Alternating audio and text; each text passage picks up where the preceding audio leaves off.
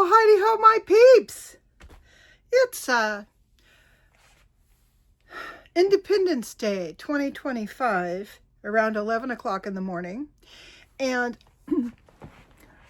I was piddling around my house, picking stuff up, which I haven't done since Grant took off for Nebraska a week ago. Picking stuff up and getting ready to wash the dishes and trying to figure out how to put everything away.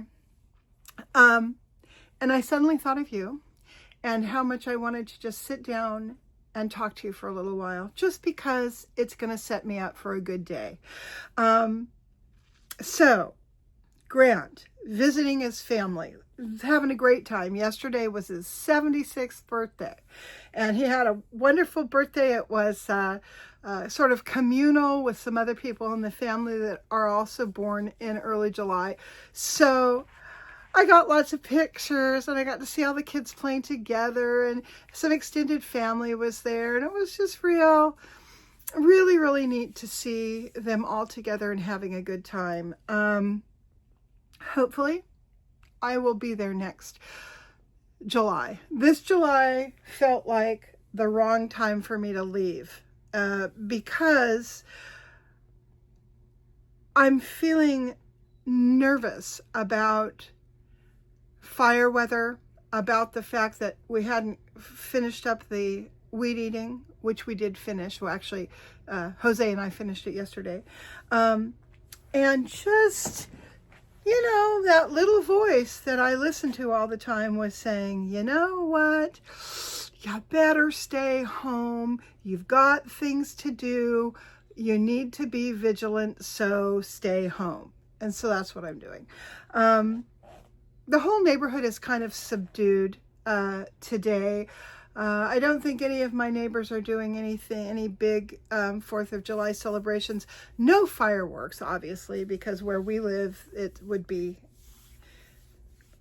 if it's not a federal offense to shoot off fireworks around here, it ought to be, because you just burn down the whole,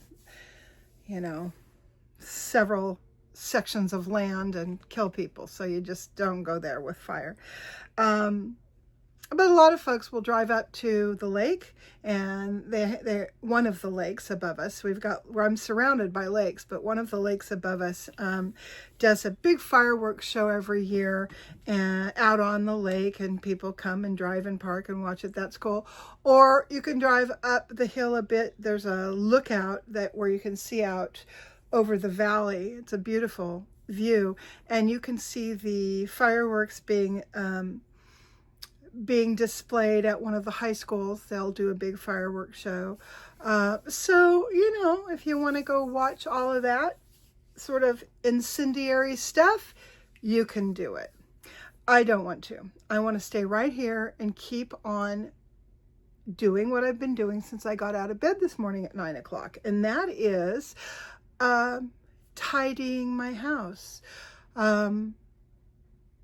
I have a little bit of work to do outside. I need to sweep up some dirt and hit my driveway with the pressure washer just to kind of clean it off. And then I am going to shampoo my first carpet of the summer, and I'm real excited. It's the carpet that goes in this room. This is what I call the music room. And it's got a engineered wood floor, not very expensive, but I like to keep the carpet down in here. So I have a big old Iranian carpet that I bought on eBay for, I don't know, maybe $50 or $40. That's back when you could get the old Iranian carpets for cheap. You can't anymore. And in fact, I bought an entire household of Iranian carpets, some of which have, fallen apart. Because I did stupid things like left them outside. Anyway, I did an entire household for $700, under $700 to do my whole house. So I need to diligently make sure that they are shampooed once a year, and I keep the diatomaceous earth around so that the moths and caterpillars won't kill them, blah, blah. Anyhow, but I digress. Today I'm going to shampoo the first one. So that's going to be fun. I've noticed that my strength is ebbing a little bit. I feel like I was stronger last summer than I am this summer, and it could just simply be because I haven't been doing as much work to keep my muscles strong. At my age, you have to, you have to be on top of that stuff constantly. No, cat, don't do that. Hey, no, don't do that. My cat is clawing at my mom's furniture. Ooh, bad clawing cat. Anyhow, so I'm feeling a little bit less strong, and it's concerning because I can't do things like I can't move a big concrete umbrella holder the way I used to. I used to be able to, I could push those things over onto their sides, and I could roll them around, and while I couldn't exactly pick them up, I could move them enough to get a hand truck underneath them. Now just pushing it over onto its side is almost impossible for me. So I need to work on that upper body strength. God willing, I can still, what do you call that? Create it, achieve.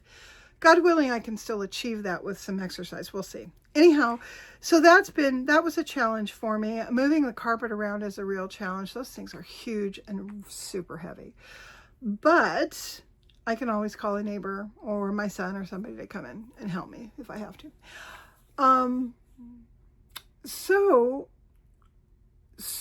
that's what I'm going to do. I'm going to just press forward. I have lots of taking down of curtains, vacuuming of everything, webstering the cobwebs. I mean, all of that kind of stuff. That sort of spring cleaning that I should have done 2 months ago that now I'm going to do. I also need to go through my house and figure out what actually needs to be in the house and what can go out into my little storage area. So, things like I have a big bag of old Levi's and corduroy Levi's, denim and corduroy Levi's somebody donated to me. I'm not ready to get rid of those. Maybe next summer I will. I don't know. Still in my little pea brain, I've decided that I want to make stuff with them. Of course, I want to make stuff with everything. So I really, really have to be stern with myself about throwing out the 375 little tiny plastic containers that Grant's individual guacamoles come in from Costco. Yeah, he buys the boxes that have all the little individual guacamoles. Well, I haven't been throwing out those adorable little plastic cups. You could do something with those, right? So I know I have, I don't know, at least 100, probably more. So what are you going to do with that? No, it's time. What you're going to do is recycle. That is what you're going to do. So that's my day. That's how I'm going to spend this 4th of July. I wanted to show you something really neat that I bought online. At least I think it's neat. I wear almost exclusively a short sleeve V-neck solid colored t-shirt and a pair of black leggings that I buy at the Dollar Tree for $5 a piece. These things wear like iron. I will probably never need to buy another pair because I've got 12 pair that haven't even been opened that are sitting in my drawer. So I think I'm set.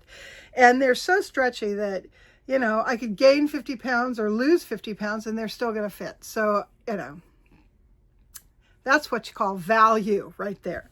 But I also have been wearing at night after I take a shower or just peel off my dirty clothes, a pair of very oversized now, thin white cotton pajama pants with a drawstring, and they have a little ruffle around the bottom made out of the same kind of cotton. Real Victorian looking, they're adorable. Well, I was online the other day and I found all this, I think it's Afghani clothing, these kind of dresses that they wear and these big tops. But what I really loved are the pants that they wear underneath. And let me show you. These are 100% cotton, very thin. The cotton is very thin. I love that for hot weather. Drawstring, elasticize. Just pajama pants looking things, but look what they've got on them. They are embroidered. Let's see if I can show you. Embroidered white on white and all the way down the leg. And then at the around the ankle, this isn't elasticized, it's just loose, you know, loose like this. They've got like a, let me put my glasses on if I can see what that is. It's like a machine made, it's like a machine made crochet, and then the little ruffle around the bottom. I just thought these were adorable. I'm not sure what I would wear up top if I wore them out. I would probably wear one of my mini eyelet dresses I bought during the pandemic. I found them on Target for like, I don't know, between $12 and $16 a piece. Just big loose eyelet mini dresses or long tops, I guess. I might wear that with this underneath. Now, here's the deal. The inseam, not inseam, I forgot what this is called. I mean, let's call it the crotch seam. The crotch seam is a little bit shallow. So when you put these on, they don't hit at your waist where I like the elastic. They hit down below, and that I don't like that. So what I'm going to do is I am going to remove this waistband. I'm going to find some plain white cotton, like I've got a bazillion yards of. I'm going to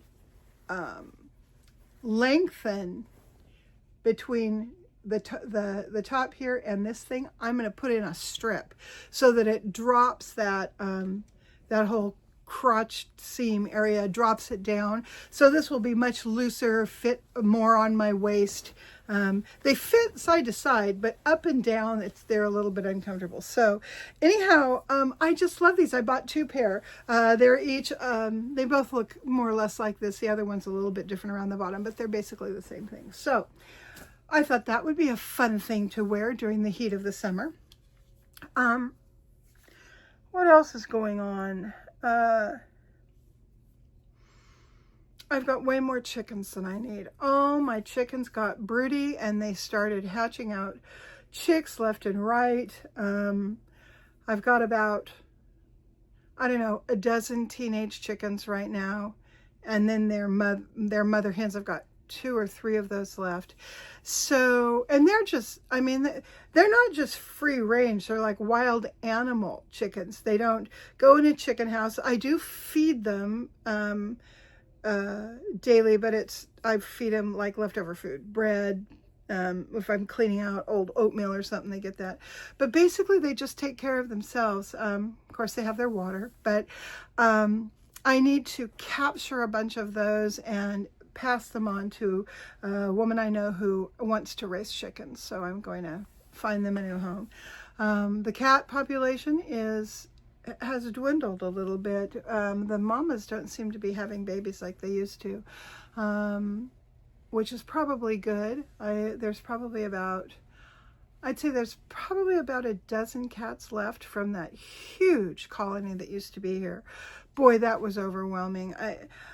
My property, I'm down in a little hollow, and I've got canyon walls all around me. And most of my neighbors, they live up higher than I do, all around the canyon. And for some reason, when animals decide that they want to put down roots and call somebody's property home, it's mine. These cats came out of nowhere, and by the time I was like functionally paying attention to them, the colony was huge. The guy who was living here on my property he bought their cat food and took care of them and all that kind of stuff. And in the back of my mind, I'm thinking, man, I got to deal with this colony of cats. I didn't. He finally moved out. Then I talked to my neighbor, and between he and I, we decided, well, this summer we're going to go ahead and trap as many of them as we can, have them fixed, probably bring them back and let them live out their feral lives here. They seem to be happy. So that's still on my agenda to do. We haven't done the trapping yet. What else is going on around the homestead? Oh no, I was going to tell you the other things that have come here to colonize. I don't know how many years ago this was. Let's say it was 7 years ago. It was about that long ago. We had a flock of ducks show up big white ducks. They flew into the property and they stayed here for a few months, I guess. And they would slowly fly off. We'd lose a few here and there until finally they weren't here anymore. But that was weird. They just decided that this was the spot they wanted to take their vacation, and they did, and they loved it. Seems to me there was something else that came and stayed and stayed and stayed. I can't remember. Anyway, so that's what's going on with my wildlife. My friend Tom, who I am helping to probate his roommate's estate, he's been cleaning out his place, and I was over there the other day, and we were putting all kinds of stuff out on the street because they were doing the pickup that they do once a year in some neighborhoods. You put all your junk out on the street, and the sanitation company comes and picks it up. Well, he had a big, huge pile of that stuff, and we're bringing more stuff out and bringing more stuff out. Of course, I'm eyeing the stuff that he's bringing out, thinking, maybe I could use that. I wonder if he has some more of those. So I ended up bringing home some yard umbrellas, the market umbrella things. He had trashed those from somebody else's pile years before, probably 2 years before, and didn't use them. So I hauled home, well, actually he hauled them for me, the ones that are actually functional. So now I'm going to have umbrellas again. All my umbrellas died. Eventually they rip up or the poles break or whatever. But these are in good enough shape. They should last a couple of seasons before I have to trash them myself. Anyway, so that makes me kind of excited, because the other thing I trashed from his pile were some chairs. I found a chair for my front porch, and like a fake antique kind of semi-upholstered with wood trim thing, just something to put on the porch to sit on when people come over. It won't last for very long. These kinds of things never do. When it gets to be wet weather, they absorb all the wet and then they fall apart. But it was free. And then a whole bunch of those, I don't know how to pronounce the word. I think it's chiavari, maybe. It's those chairs that look like they're made out of bamboo. They're usually gold or silver, sometimes white or brown, but usually gold or silver. And they're what people will rent for a fancy wedding or some other fancy to-do. You usually see them at weddings. Well, somewhere he'd found 9 of those. And I'm looking at those and I'm thinking, well, okay, so I can keep the dream alive of doing some sort of series of craft activities where people can come and pay me money, and I'll give them the stuff and we'll make something and they'll take it home. And I'm looking at those chairs thinking, man, there's all kinds of stuff you could do with those chairs. So I dragged those suckers back to my house. So the funny part here is I am always bitching, moaning, complaining about Grant dragging stuff home. Like this latest thing that he drug home were 5 broken microwaves. I mean broken, like the cases were off or the glass was broken, whatever, just broken. And he's got a pile of them out there. And I'm like, Grant, what are you going to do with these microwaves? He says, well, the transformers are probably still good. I was going to take the transformers out. Well, what are you going to do with the transformers? And he was kind of cagey. He didn't tell me what he was going to do with the transformers. So I'm sure he's got something plotted that he thinks he's going to do that he will never do because he doesn't have that much energy anyway. I mean, he can't do the stuff. He can't do all the stuff that he's supposed to do, let alone the stuff that he wants to do later. Similar to me, same thing. So anyway, so those microwaves are all sitting out there in a pile, and I'm thinking like, okay, do I get rid of him while he's gone? Do I leave him exactly there? Or do I pull out the transformers myself and get rid of the rest of the microwaves? I don't know. I'm still on the fence about how I'm going to handle those 5 microwaves. So the moral of the story is hoarders should never live together, because you will not have a clear walking path in anywhere to anything in your whole life. So, difference between me and Grant, though, is that the stuff actually bothers me. I want to see it neatly organized and sorted and ordered in piles, and with Grant, he likes to just have it all strung out all over the place, all mixed up like a big bead mix that a jewelry maker would use. Not separate it. I like to separate. He likes to mix things together. So that is our main point of contention when it comes to hoarding. So yeah, so that's what my 4th of July Independence Day is looking like. Just puttering around. My heart has healed, or has almost completely healed from having lost to Mallory. It's not, I mean, you never get over that, but the intensity of having her not here, the intensity of having her here is softening, because I don't have to make sure I'm home and dealing with her every 12 hours. I've